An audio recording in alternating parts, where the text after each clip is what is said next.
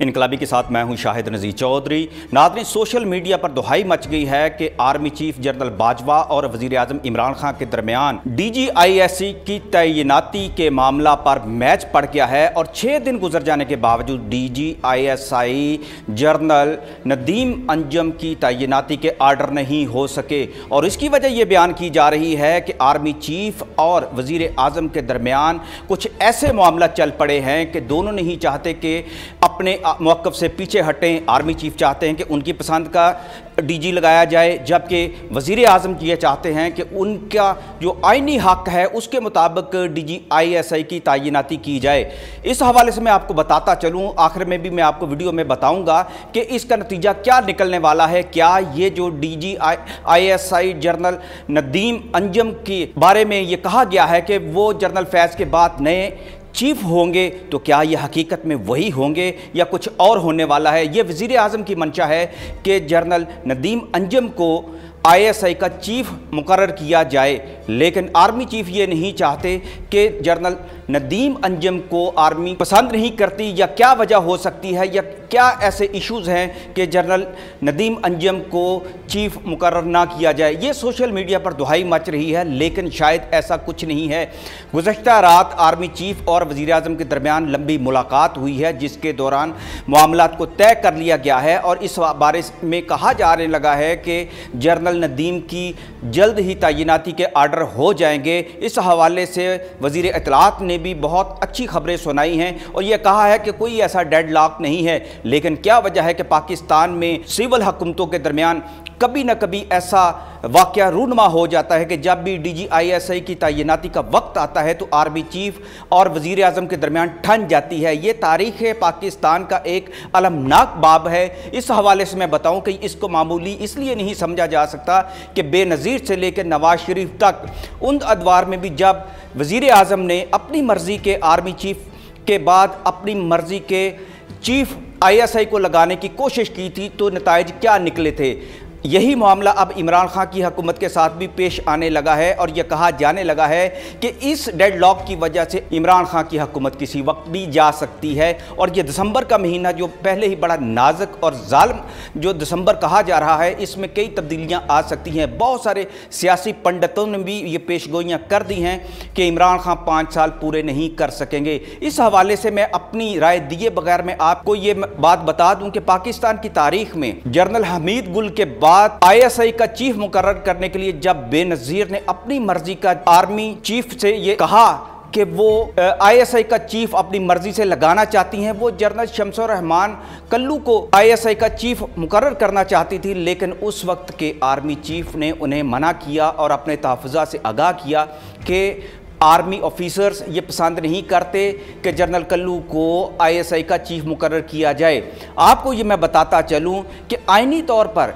ISI के chief को तैनात करने का जो हक़ है वो वज़ीर आज़म के पास है, लेकिन असूली तौर पर आर्मी चीफ को उसमें इत्मीनान में लेना पड़ता है। दोनों एक पेज पर हों तो उसके बाद यह गाड़ी जो है सही तरीके से चलती है, वरना बहुत सारे मामलात में ख़राबियाँ पेश आती हैं। वज़राए आज़म भी जा सकते हैं, पाकिस्तान के दाखिली हालात भी ख़राब हो सकते हैं। उसकी बुनियादी वजह है कि पाकिस्तान के इंतज़ामी मामलात में ISI और IB इन दोनों का बहुत अहम किरदार है। इनके बनाए हुए जो इंतज़ामात हैं, इनकी इंफॉर्मेशन की बुनियाद पर पाकिस्तान का निज़ाम हुकूमत चलता है, सिक्योरिटी जो है वो बेहतर होती है। लिहाजा ISI के चीफ का मामला हो या IB के चीफ का मामला हो, दोनों के मामलात में आर्मी चीफ और वज़ीर आज़म एक पेज पर हों तो ख़तरात नहीं बढ़ते और सिविल हुकूमत अपनी मर्ज़ी के मुताबिक अपने वोट का सही इस्तेमाल करते हुए अपना दौरानिया पूरा कर सकती है। बेनज़ीर की बात रहा था, बेनज़ीर ने जब जनरल कल्लू को जब लगाने की कोशिश की ISI का चीफ, तो बाद में उन्हें पछताना पड़ा, इसलिए कि जनरल हमीद गुल ने जो अपनी पॉलिसीज़ बनाई थी अफ़गानिस्तान के मामले में, कश्मीर के मामले में, वो जनरल कल्लू के पास नहीं थी। आर्मी ने अपने तहफ़्फ़ुज़ात के पेश नज़र बहुत सारे ऐसे मामला जो थे ISI के चीफ से हटा लिए थे और उनके पास इंफॉर्मेशन नहीं होती थी, जिसका नुकसान बेनज़ीर को हुआ। और बेनज़ीर ने बाद में लिखा भी अपनी किताब के अंदर कि जनरल कल्लू को ISI का चीफ मुकर्रर करना उनकी सबसे बड़ी गलती थी। नवाज शरीफ का अगर अगर नाम लेते हैं तो नवाज शरीफ ने भी जनरल ज़िया को अपना ISI का चीफ मुकर्रर करने का हक इस्तेमाल किया था, जबकि जनरल मुशर्रफ ने यह कहा था कि जनरल ज़िया भट्ट को ISI का चीफ मुकर्रर ना किया जाए। लेकिन नवाज शरीफ इस जिद पर अड़ गए थे और उन्होंने जनरल ज़िया भट्ट को ISI का चीफ मुकर्रर कर दिया था। आज ही के दिन 12 अक्टूबर 1999 में ISI के चीफ को एक कर्नल ने गिरफ्तार किया था, जब जनरल मुशर्रफ ने बाजी पलटी थी और ये बगावत हुई थी और एक कर्नल थे, कर्नल शाहिद, उन्होंने गिरफ्तार कर लिया था ISI के चीफ को। इसकी बुनियादी वजह यह है कि आर्मी चीफ और ISI के चीफ के दरमियान ताल्लुकात अगर अच्छे ना हों या फ़ौज की मंशा के मुताबिक ISI का चीफ ना हो तो हालात कुछ भी हो सकते हैं। उस दौर में जनरल मुशर्रफ ने भी अपनी किताब के अंदर ये लिखा और बहुत सारे ऐसे जो हक़ाइक़ थे, ISI की तारीख़ लिखने वाले एक गैर मुल्की सहाफ़ी ने भी इस हवाले से ये लिखा था कि उसके बाद आर्मी चीफ जनरल मुशर्रफ ने अफ़गानिस्तान और कश्मीर की पॉलिसी के हवाले से जो अपने हसास मामला थे